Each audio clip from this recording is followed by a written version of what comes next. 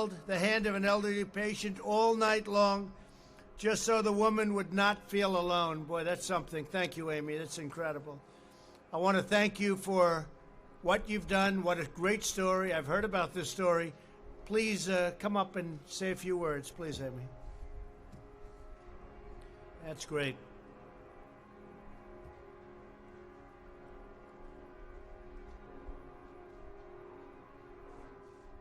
Hello. I want to thank you for having me here today.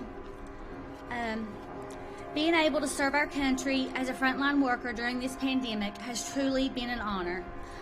Like you said, I've been an RN for 17 years. Under normal circumstances as a nurse, I would have an idea of a treatment plan, and unfortunately, I was not afforded that comfort in the beginning of this pandemic. These were not normal circumstances. There were times of trial and error and a whole lot of prayer. I had to adapt to a new way of nursing. One where treatment was still unknown. One where families had to trust my word and I had to prove that my word was trustworthy. One where I could only provide comfort by holding my patient's hand because I could no longer give comfort with numbers and statistics of success rates. Those were unavailable in the beginning. I provided families comfort through FaceTime calls, holding my phone up to a patient's ear, hoping that by hearing their loved one's voice, it would in turn give them comfort as well. This experience has been one of the most emotionally challenging things that I've ever been through, but it has made me a better person in the end. There is a light at the end of the tunnel. We are beginning to see progress, and we are starting to see stories of success. This virus may have initially caught our great nation off guard, but we will overcome this and we will prevail. Thank you. Amy, did you ever catch the virus? Did you ever? No. You never got it. So with all of that long hours and with very, very sick people, you never caught the virus. No, sir. What do you attribute that to? PPE. Oh, really good. Good protection. We have had protection. So you've had great protection. I have. So you feel that if you have the protection, you won't catch it. You feel that? I feel that's what's protected me. That is fantastic. Good. Yes. Wow. And I have not had any me personally, I have not had any shortage of PPE. And your coworkers, do they? Not at the hospital that I'm at, no. That's incredible. They have So you all have very excellent- good equipment, as Yes. the expression goes, right? The gowns and the masks, everything. Thank you very much, Amy. Thank you. That's great. Amazing.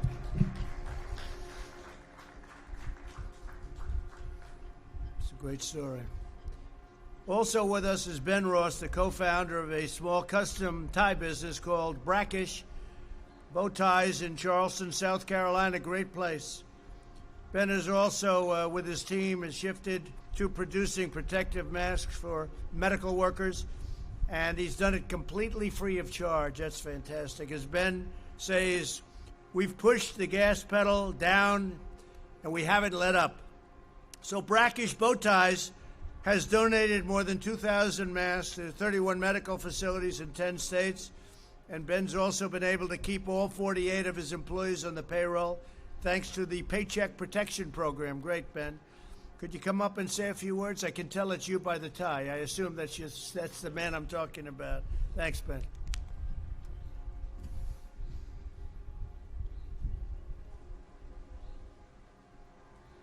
Thank you so much, Mr. President. Thank It is you. truly an honor to be here. Thank you, Ben. It is because of Jeff Plotner's guiding hand, the passion of the entire Brackish team, and the leadership of this country that we are being recognized here today. I am humbled to be in this garden today with such an amazing group of individuals making such a difference during these unprecedented times. Congratulations to you all, and thanks so much for all y'all are doing. I have no doubt that the United States of America will soar above this and come out stronger and more grateful for family, friends, community, and this nation, because we all know we're all in this together, and only together will we be able to curb coronavirus. Thank you. Thank you. Great job. Thank you very much. Thank you, sir. Fantastic. And I like that tie very much, by the way. Today we also honor Sergeant Spencer Garrett, an officer with the New York PD. That's New York's finest. That's for sure, right? Who contracted the coronavirus. After 4 weeks of fighting a painful battle against the virus, Spencer recovered and immediately returned to the front lines. Grateful for all of the support of his family, friends, colleagues, and time, all of the people and the work he's done. Sergeant Garrett wanted to provide that same kindness to others. And I know so many of the people members of New York's Finest, and we love them and say hello to them, okay? With the aid of his union, Spencer's made it his mission to support these fellow New Yorkers. So if you would, I'd love to have you come on up and say a few words. Thank you.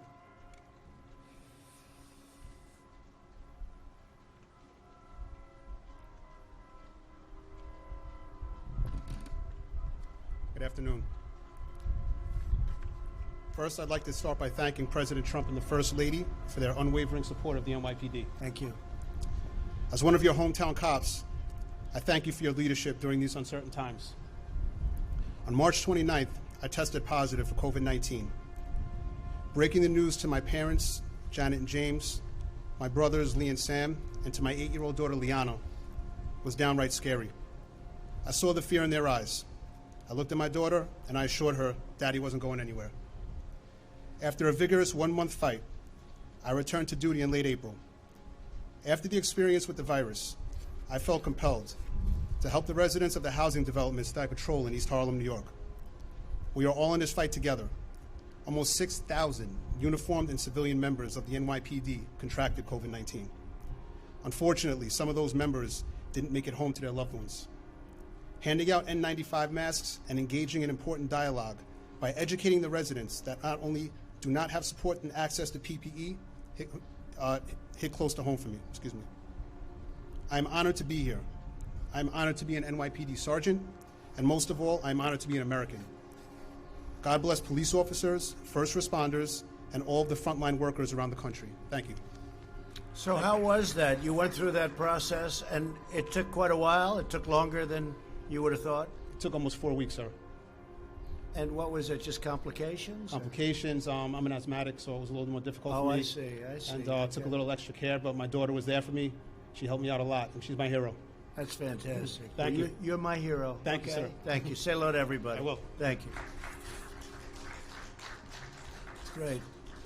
We're also joined by 3 terrific Girl Scouts, Lauren, Sareva, and Layla, of the Girl Scout Troop 744 from Elk Ridge, Maryland, along with their troop leader, Megan Langley. Thank you very much. That's great. That's really great. These amazing 10-year-olds have donated 100 boxes of Girl Scout cookies to local firefighters, doctors, and nurses, and have spent approximately 200 personalized cards to healthcare workers all over. And they're going to do a lot more. Their ambition is to do a lot more. And I think, Layla, you're going to come up and you're going to speak. Why don't you all go up and stand, and maybe, Layla, you say a few words. That'd be great. Thank you very much. Please. That's great. Thank you.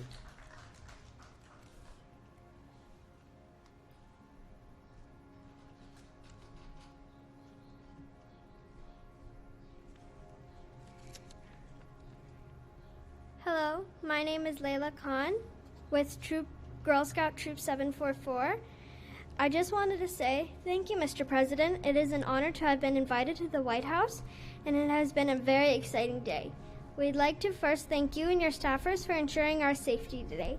We appreciate all the safety measures that were put into place. In the middle of March, when everything began to shut down, we, like many Americans, felt compelled to support our healthcare and other essential workers and show our appreciation. We donated cases of cookies to our local firehouses and hospitals, and we made cards to mail to hospitals in our community. Our troop has a number of parents that are healthcare workers, so one of the parents helped to take our personalized cards and place them on the lockers of doctors, nurses, and other essential workers throughout Children's National Hospital. While we are honored that the troop was invited to be here today, we know we are just part of the millions of other children out there that are doing amazing things to support their community, their friends, and their family.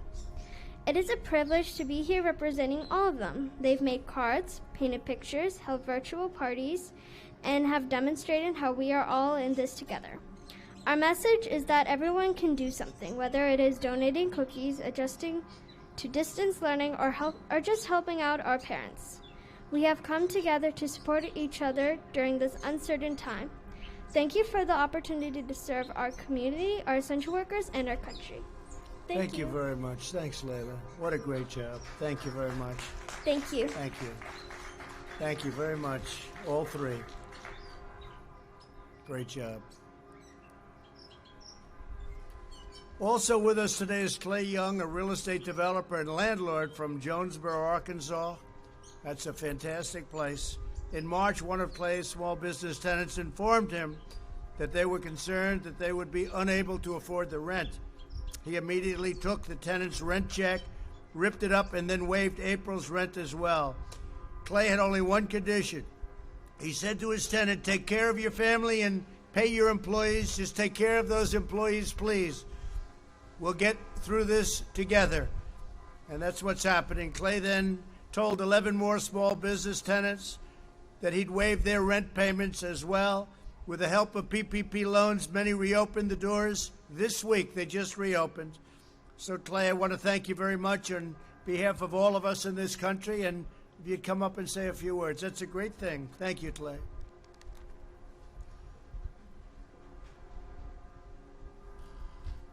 Thank you, Mr. President. Thank you so much for having my wife Pam and I here, and the First Lady. Thank you. It's truly an honor. I also want to say how proud I am to be part of a community and a great nation that we've all gathered together to help one another through this trying time. You know, the work that I've done in my hometown of Jonesboro, Arkansas, the focus of that has been on making my community better.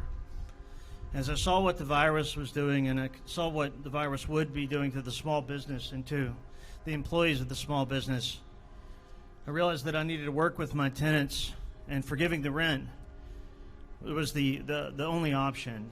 And I remembered thinking, you don't kick people when they're down. And over the last 20 years of being a small business myself and a developer and also a landlord, there's been tough times. And in those tough times, I remember those people that came and they helped me and my family. And so in that moment, I thought this is my chance to maybe just have some gratitude and some humility and pay that forward. And I will always remember those people. So then after that, I helped my tenants with the PPP loans, and I helped them help to participate in this amazing program that what has really served as an invaluable bridge for us all, which brings us to where we are this week. So as we work towards reopening the economy and maybe returning our lives to some sense of normalcy, I just want to say thank you so much again for having me here today. Well, I want to say to you also, and being a landlord, it's a pretty good business, and I heard you've done really well, and it's nice what you've done, Clay. We appreciate it very much. Thank you, sir. Thank you. Say hello to the people of your state. Your state is wonderful. Yes, sir. Thank you. I like it. You know that. Thank you, Clay. So during this difficult time, our citizens are rising to the challenge, just as generations of Americans have done before us. America has never faced a trial like this. We've never had anything like this happen. But we're going to endure, and we're going to thrive, and we're going to do better than ever before. The men and women we honor today remind us that the bonds that unite us in times of hardship can also raise us to new heights as we reopen and recover and rebuild. In the months ahead, we will harness our love and all of the things that we hold so dear to our heart for our family, for our community, and for the country, and we'll make America greater and stronger than ever before, and we're going to transition into greatness. We're going to be seeing it, and you're going to be seeing it very soon. There's a pent-up demand, and there's a pent-up love, and there's so many things happening, and you're going to see the fruits of all of the work that we've all been doing, working 24 hours a day in some cases. So I'd like to thank everybody for being here, especially our great heroes, because that's what you are, heroines and heroes. It's exactly what you are. And I'd now like to ask these wonderful and courageous Americans to come forward as I present them with a letter of recognition. And I want to thank our First Lady. This was a very important event for First Lady Melania. Thank you very much. Great job you're doing. Thank you. Thank you, honey. Okay, please.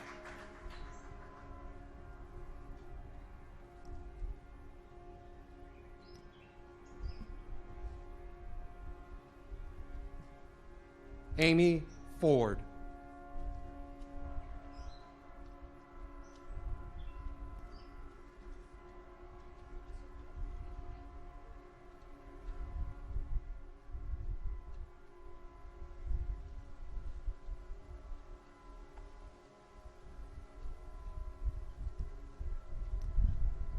Ben Ross.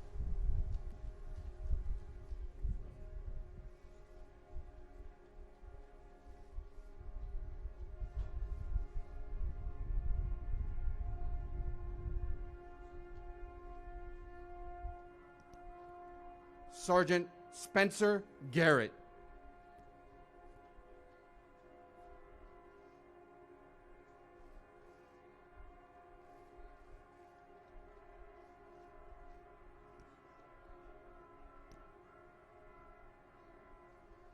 Lauren Matney.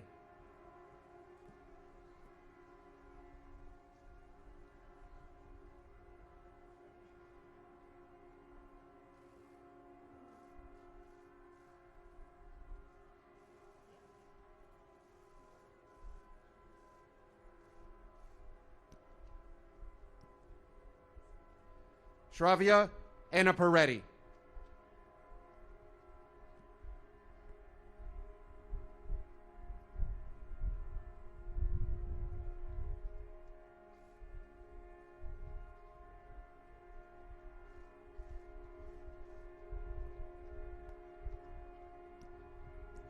Layla Khan.